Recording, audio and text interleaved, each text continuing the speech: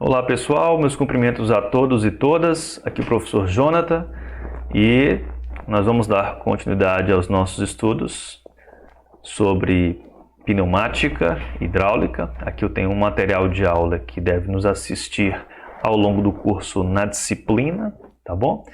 E nós queremos estudar exatamente o que nesta disciplina? Bom, a gente quer aprender um pouco de hidráulica, tá bom? Noções. Queremos aprender um pouco de pneumática, noções, para que, conhecendo um pouco de ambos, sejamos capazes de realizar acionamentos de máquinas, quer utilizem como fluido basilar para produzir trabalho fluidos hidráulicos ou fluidos pneumáticos, ok? Tudo bem? Estas notas de aula que serão publicizadas doravante para guiar e para apoiar os estudos nesse sentido, tá bom? Então, introdutoriamente, em linhas gerais, o que nós queremos aprender? O que é hidráulica, como funciona, para que serve? O que é pneumática, como funciona, para que serve? E como é que eu realizo acionamentos de máquinas ou sistemas hidráulicos ou pneumáticos, tá bom? Essa aqui é a ideia geral. Existem técnicas para isso, existem métodos específicos para isso, existem estruturas que podem nos ajudar a ser mais eficiente na resolução de problemas ou situações de conflito de trabalho de produção, né? Então essas questões vão surgindo e vão sendo resolvidas à medida que a disciplina for avançando. Tudo bem? Então, vamos a questões introdutórias. Bom, em termos introdutórios, qual é a ideia aqui? Eu vou deixar esse material para que vocês façam uma leitura pormenorizada em outro momento, tá bom?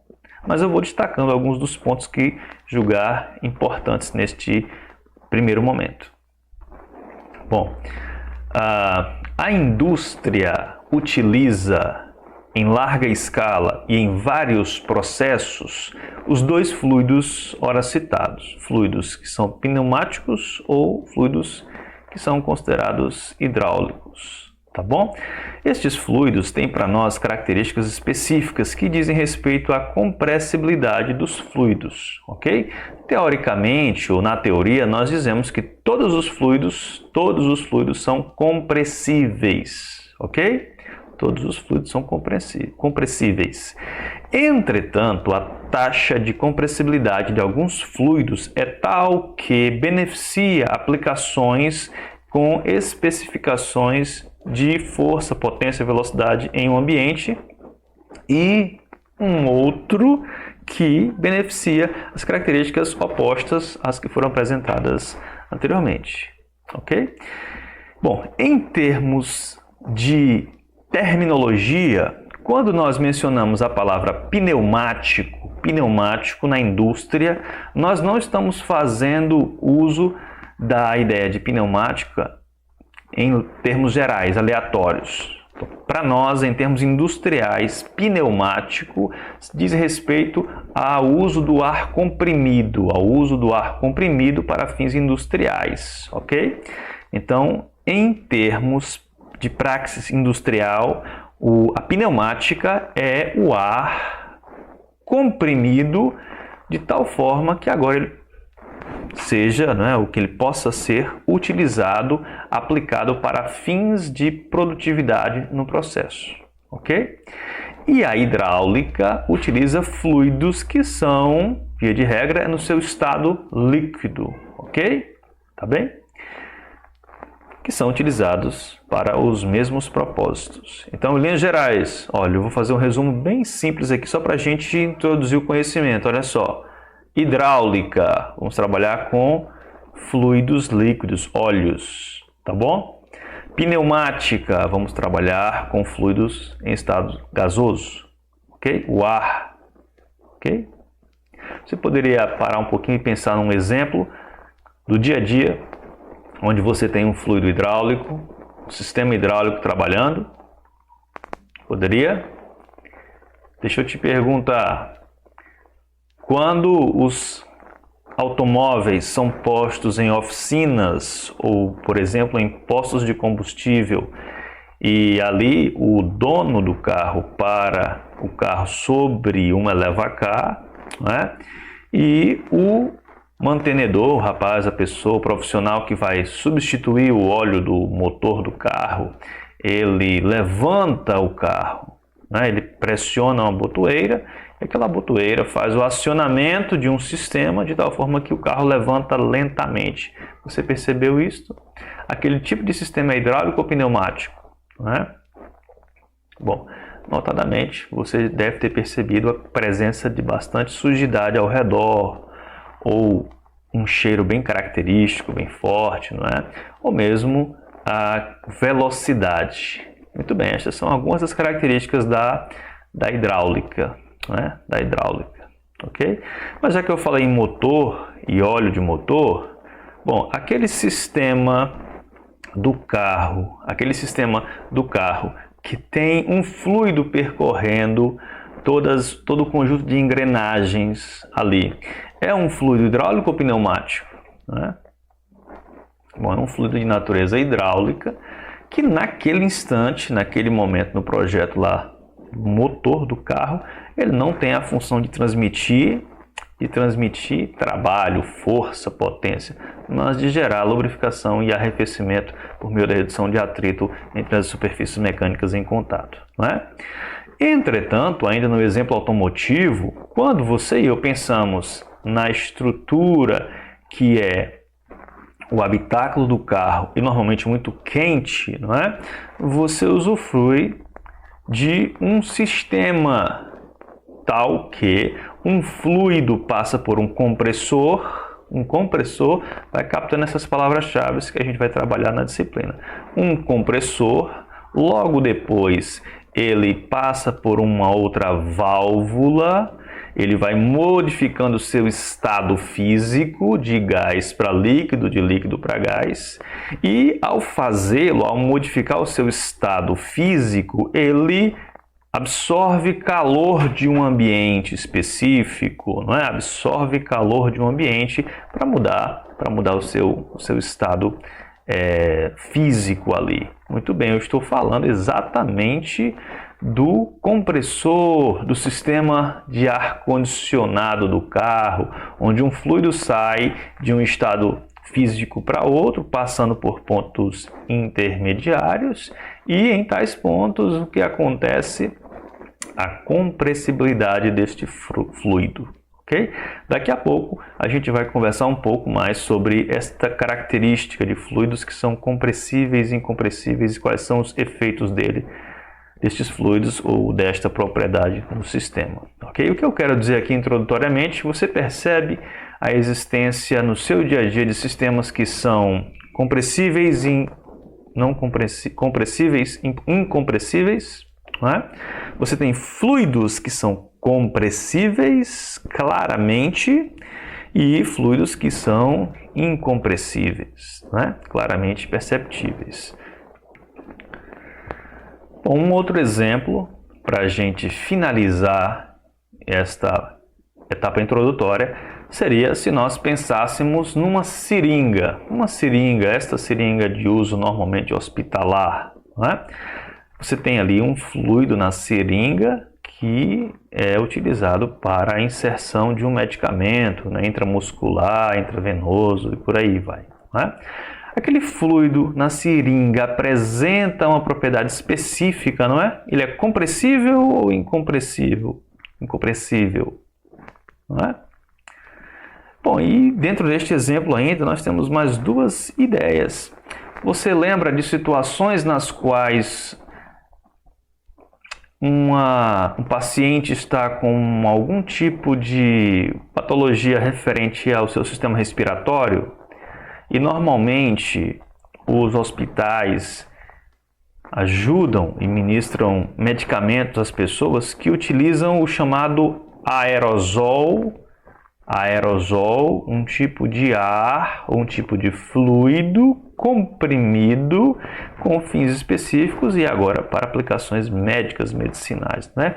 Claro que você sabe que dentro daquela mistura, além de ter o ar normal, tratado devidamente para fins médicos, existem também a possibilidade da inserção de medicamentos, que é o que muito se utiliza para fins de saúde nesse sentido, né?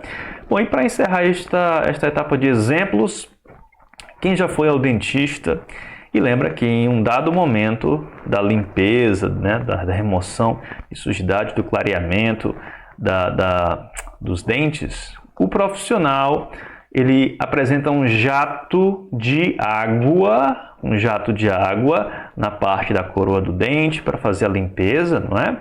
E depois, quando ele está fazendo alguma restauração naquela região, ele precisa secar aquela região. Então, normalmente ele apresenta um jato de ar, Então, mais uma observação clara de um exemplo onde nós percebemos o uso da pneumática e da hidráulica, tá bom? Entretanto, como eu já falei outrora, para fins industriais, via de regra, nós vamos pensar e focar daqui para frente em pneumática como ar comprimido para produzir trabalho no processo produtivo industrial. E em hidráulico, óleos para os mesmos fins de produzir trabalho. Ok? Muito bem. Feitas essas considerações iniciais, vamos fazer uma leitura textual aqui.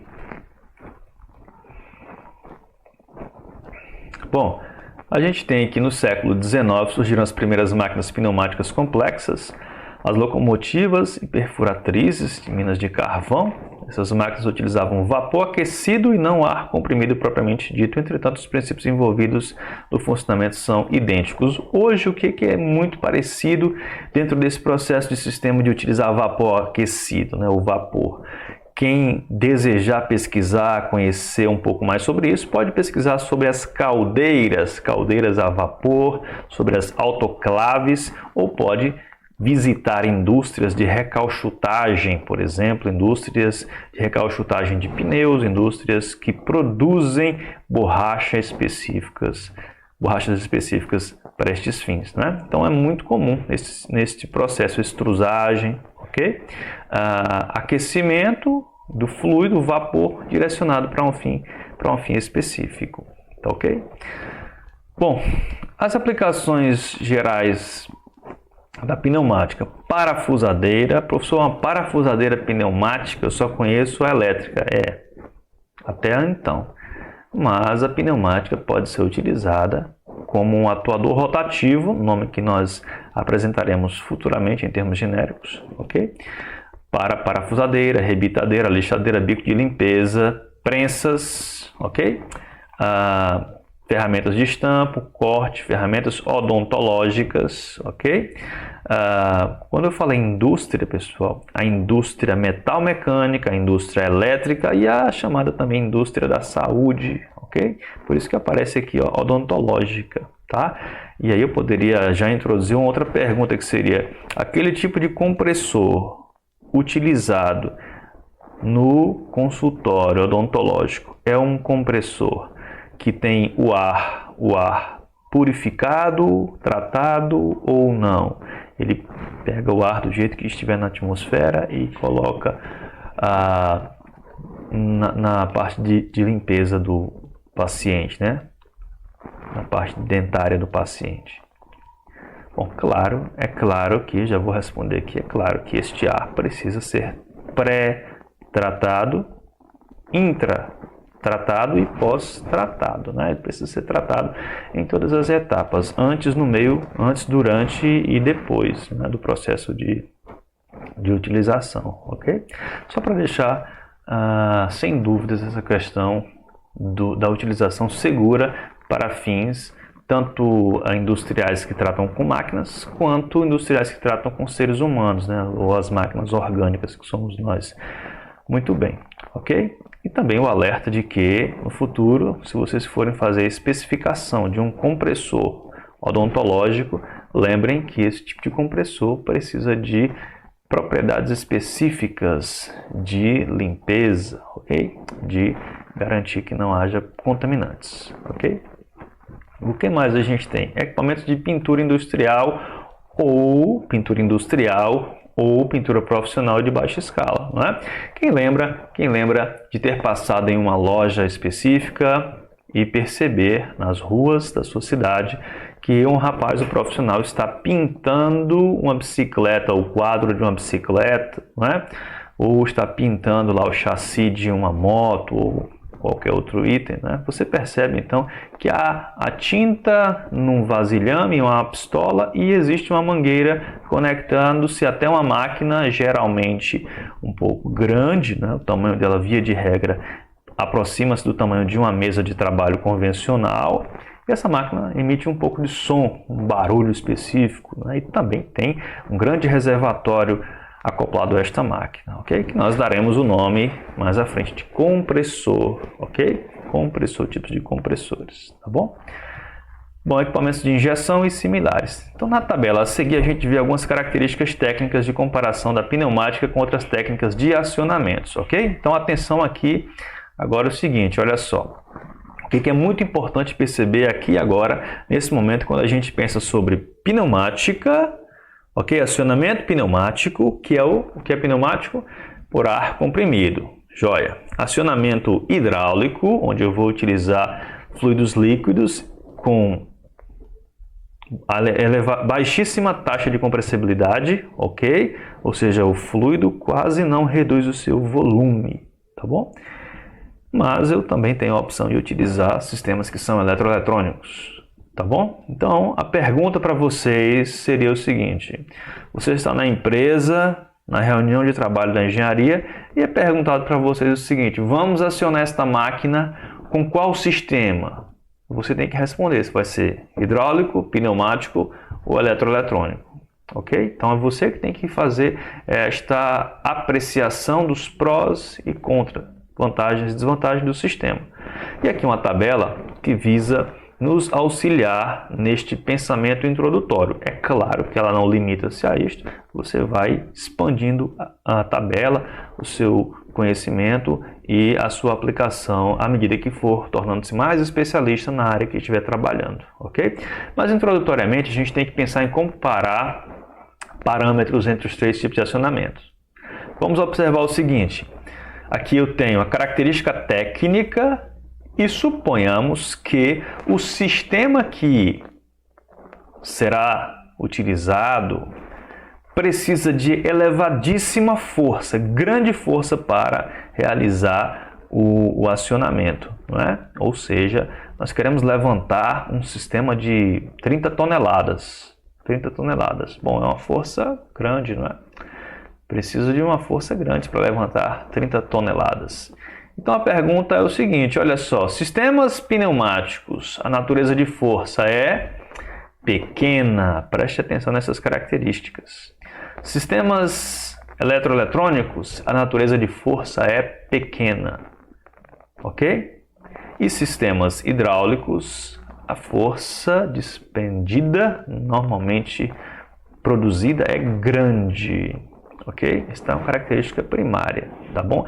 É óbvio que cada um dos sistemas individualmente pode ser melhorado, adaptado, otimizado. Claro que você pode pegar um sistema aqui eletroeletrônico e modificar o tipo de motor, duplicar o tipo de motor, colocar um motor hexafásico, colocar um conversor. Claro que existem outras possibilidades, mas assim, perceba, em comparação mútua entre os três, ok?